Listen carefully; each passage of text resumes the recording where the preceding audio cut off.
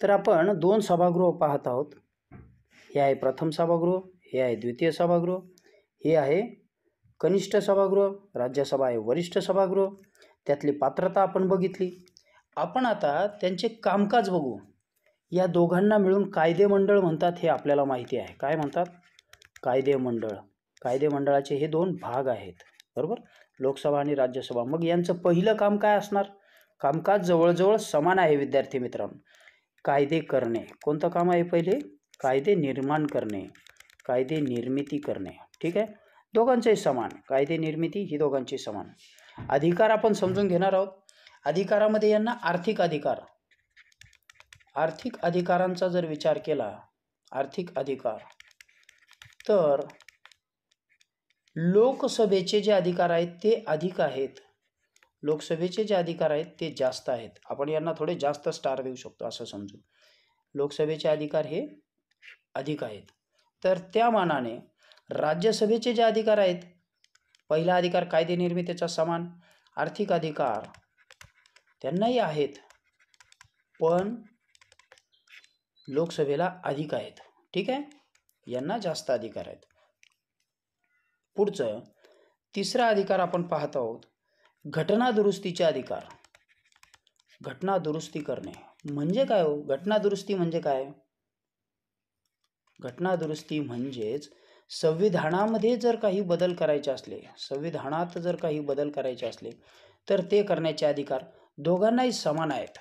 हे समान आहेत. लोकसभेलाही तसेच आहेत, राज्यसभेलाही तसेच आहेत. पुढचं काही विशेष अधिकार, तर ते सुद्धा समान आहेत. विशेष अधिकार जे आहेत तेही समान आहेत. मग मुद्दा राहिला आर्थिक अधिकारांचा. आर्थिक अधिकार म्हणजे काय? आर्थिक अधिकार म्हणजे जे लोकसभेला अधिक आहेत, याचाच अर्थ या अधिकारांमध्ये लोकसभेमध्ये अर्थविधेयक जे आहे ते सर्वात प्रथम मांडले जाते. इथे प्रथम मांडले जाते, प्रथम मांडले जाते.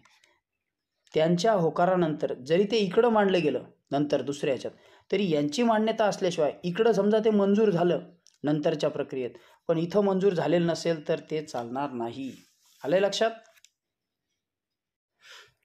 तर आपण सदस्य बघितलेत, त्यांची लोकसंख्या बघितली, प्रतिनिधित्व बघितलं. आता आपण संसदेचे कार्य कसे चालते हे बघू. त्याबद्दलचे काही महत्त्वाचे मुद्दे बघू. तर यामध्ये आपण बघितलं कायदे निर्मिती केली जाते. कायदे निर्मिती केली जाते. मग ही कशी होते हो कायदे निर्मिती? तर यातील पहिला घटक आहे विधेयक मांडली जातात. विधेयके, विधेयके मांडली जातात म्हणजे काय? एखाद्या विभागाचा मंत्री काय करतो? दोन्हीकडे ही प्रक्रिया सेम आहे. एखाद्या विभागाचा मंत्री हा एक महत्त्वाचा घटक समोर आणतो. समजा एखाद्या वाहन दुरुस्ती कायद्यामध्ये सुधारणा करायची आहे किंवा नवीन विधेयक मांडायचे आहे, मग त्याबद्दल तो मसुदा तयार करतो. तो मसुदा सगळ्यांसमक्ष चर्चेला येतो. ठीक आहे, आता आपण याची पहिली प्रक्रिया समजून घेऊ. विधेयक मांडणे, याचं पहिलं वाचन होतं. बघा, पहिले वाचन तुम्हाला विचारलं जाईल, याच्यावर प्रश्न येतो. सर्वच परीक्षांमध्ये प्रश्न विचार. पहिले वाचन होते म्हणजे मसुदा येतो, त्यावर चर्चा होते. त्या चर्चा मांडणारा खासदार, प्रतिनिधी हा काय करतो? त्याचं स्वरूप स्पष्ट करतो, स्वरूप स्पष्ट करतो, त्यावर चर्चा करतो आणि त्यानंतर ती प्रक्रिया थांबते. मग परत पुन्हा दुसरं वाचन होतं. दुसरे वाचन, या प्रक्रियेत आपण असं समजू की विधेयक पुढे गेले. या प्रक्रियेमध्ये सदस्य यावर काही दुरुस्त्या सुचवतात, दुरुस्त्या सुचवतात आणि मग त्यावर मतदान घेतले जाते. मग यात कलमवार चर्चा होते. दुसऱ्या ह्याच्यामध्ये जे काही कलम तुम्ही मांडलेले आहेत, कलम म्हणजे काय? तर दिलेले क्रमांक, दिलेले क्रमांक, या क्रमांकवार यावर चर्चा होते आणि चर्चा झाल्यानंतर चर्चेनुसार मग आपोआपच दुरुस्त्या येणार, सगळे येणार, दुरुस्त्या सुचवले जातात. हीच प्रक्रिया इथं पण आहे, आपण त्यामुळे समान पाहणार आहोत. मग मात्र त्यावर मतदान घेतले जाते. काय घेतले जाते? मतदान. मतदान म्हणजे काय? आपण लोकसभेचा विचार केला, समजा 552 सदस्य हजर आहेत, तर यातील 2/3 बहुमताने ते मतदान पारित होते. मग बहुमत आल्यानंतर आपोआप समजा आपण असं धरलं की याचे 50%, 250च्या पुन्हा वाढवले 350च्या पुढे जर मतदान झालं तर ते विधेयक पुढे जातं. मग याचं तिसरं वाचन होतं. याला वेळ लागू शकतो. तिसरे वाचन किंवा एखादं विशेष अधिवेशन असेल, यासाठी विशेष अधिवेशन घेतलं जातं. आता अलीकडे आपल्याकडे बघा मराठा आरक्षणासंदर्भातलं जे हे होतं स्वतंत्र, त्याबद्दल अधिवेशन घेऊन तो कायदा पारित करण्यात आला. सर्वांनी त्याला बहुमताने मान्यता दिली. तशाच पद्धतीने मग तिसरं वाचन म्हणजेच जो विधेयक आलेला आहे, विधेयकाचा जो ठराव होतोय त्या ठरावावरती मतदान होणे आणि त्याला कोणी विरोध करणे, कोणी सकारात्मक जाणे. जर त्याला बहुमत आलंच तर तो एक कायदा म्हणून ते विधेयक मान्य होते.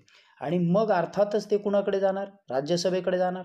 पुन्हा त्यावर तशीच चर्चा, पुन्हा परत पहिले वाचन, दुसरे वाचन, नंतर तिसरे वाचन आणि दोनही सभागृहांनी मान्य केल्यानंतर ते राष्ट्रपतींकडे जाते. कुठे जाते? राष्ट्रपतींकडे हरकतींसाठी जाते. इथून मान्य झाल्यानंतर बहुतांशी त्याला काही अडचणी येत नाहीत बहुमताने, कारण तेच सरकार असतं, तेच राष्ट्रपतींकडे जातं. राष्ट्रपतींकडे गेल्यानंतर त्याला काही काळ परत पेंडन्सी असते, म्हणजे ठराविक काळाकरता विचार केला जातो आणि राष्ट्रपतींनी मान्यता दिली की त्याला कायद्याचे स्वरूप येते. तो काय होतो? कायदा होतो. ठीक आहे, आलं लक्षात? म्हणजे अशा पद्धतीने कायदे मंडळ कायदे करते. तर आपण आता हा घटक बराचसा कव्हर केलेला आहे. यावरती आपण काही प्रश्न बघू. प्रश्न आपण पाहणार आहोत. प्रश्नांमध्ये मी तुम्हाला सर्वच प्रश्न नाही, तुम्ही जे पुस्तक वापरता NMMSसाठी किंवा इतर परीक्षांसाठी, तर त्यामध्ये तुम्ही या प्रश्नाचं स्वरूप पाहू शकता. प्रश्नामध्ये पहिला प्रश्न घेतो. लोकसभेवर कोणत्या पद्धतीने उमेदवार निवडून येतात? पहिला प्रश्न आहे लोकसभेवरती. तुम्हाला येत असेल तर लगेच सांगायचं. लोकसभेवर कोणत्या पद्धतीने उमेदवार निवडून येतात? ठीक आहे, निवडून येतात. सांगा चला. 4 पर्यायांमध्ये बघा, भौगोलिक मतदारसंघातून येतात, धार्मिक मतदारसंघातून येतात, शासन स्थानिक संस्थातून येतात की प्रमाणशीर मतदारसंघातून येतात. याचं उत्तर असं आहे भौगोलिक मतदारसंघातून. कसं तेही समजून सांगतो. भौगोलिक मतदारसंघातून म्हणजे काय? जर तुम्ही अहमदनगर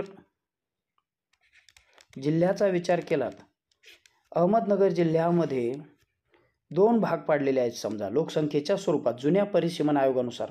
एक दक्षिण मतदारसंघ दक्षिण नगर आणि एक उत्तर नगर. ठीक आहे, तर या 2 भागामध्ये लोकसंख्या ज्या प्रमाणात आहे त्या प्रमाणात तिथं प्रतिनिधित्व जातं. इकडून एक खासदार आणि इकडून एक खासदार, हे सगळं भौगोलिक याच्यानुसारच दिलं जातं.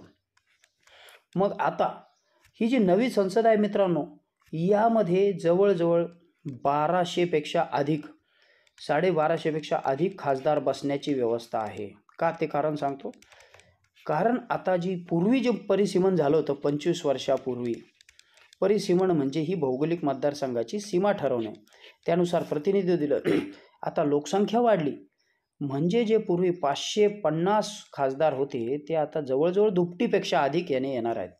1250 खासदारांना प्रतिनिधित्व मिळेल. म्हणजे आता बहुतांशी पुन्हा आपण नगर जिल्ह्याचा विचार करू. 2 खासदार होते, त्याच्याऐवजी त्याचे 4 भाग होतील आणि तिथं परत 4 खासदार जातील या भागातनं लोकसंख्येनुसार. मुंबईसारखा जर मतदारसंघ बघितला तर तिथं तर खूप मोठ्या प्रमाणात लोकसंख्या वाढलेली आहे. मग मुंबईसारख्या 4 असतील तर तिथं आता 8 होतील. अशा पद्धतीने तुम्ही खासदार वाढतील. म्हणून हे नवीन सभागृह निर्माण करण्यात आलेलं आहे आणि नवीन याचं परिसीमन होईल. काय होईल? हा शब्द लक्षात घ्यायचा आहे. परिसीमन होईल म्हणजे पुन्हा सीमा निश्चित केल्या जातील आणि त्यातनं खासदारांना प्रतिनिधित्व मिळेल. आता आपल्यासमोर मी 3 प्रश्न ठेवलेले आहेत, आपण त्यावर चर्चा करू. त्यातनंही तो घटक आपल्याला क्लिअर होईल. पहिला प्रश्न आहे दरवर्षी कोणत्या महिन्यात देशाचे अर्थमंत्री अंदाजपत्रक मांडतात? हे अंदाजपत्रक म्हणजे आर्थिक बजेट असं आपण त्याला म्हणू. आर्थिक बजेट कोणत्या महिन्यात मांडलं जातं? तर याचं उत्तर असं आहे फेब्रुवारीमध्ये मांडलं जातं. त्याला बजेट म्हटलं जातं. या बजेटमध्ये खर्चाला मान्यता दिली जाते, त्यावर चर्चा केली जाते. त्यातला कमी तूट काय आहे, आपण कर्ज किती घेतलंय, कोणाचं आहे, त्यानंतर येणारा रुपया कशा पद्धतीने वाटला जाईल. समजा एखादा GST सारखा कायदा असेल ज्यामध्ये त्याची विभागणी केली असेल तर त्यामध्ये त्याचे पर्सेंटेज किती कमी अधिक होईल हे ठरवलं जातं. त्यानंतर पुढचा प्रश्न आहे पैशांविषयीचं विधेयक. पैशांविषयीचं विधेयक सर्वात आधी कोठे मांडलं जातं? ठीक आहे, तुमच्यासमोर मी 2 पर्याय ठेवतो, लोकसभा आणि राज्यसभा. कोणत्या ह्याच्यात मांडलं जातं? जिथं जनतेने निवडून दिलेले सदस्य असतील तिथंच, म्हणजे लोकसभेत. आपण हे आधीच बघितलं. अर्थविधेयकाबाबत लोकसभेला अधिकार सर्वाधिक आहेत. त्यानंतर पुढचा प्रश्न आहे महाराष्ट्राला लोकसभेवर किती जागा आहेत?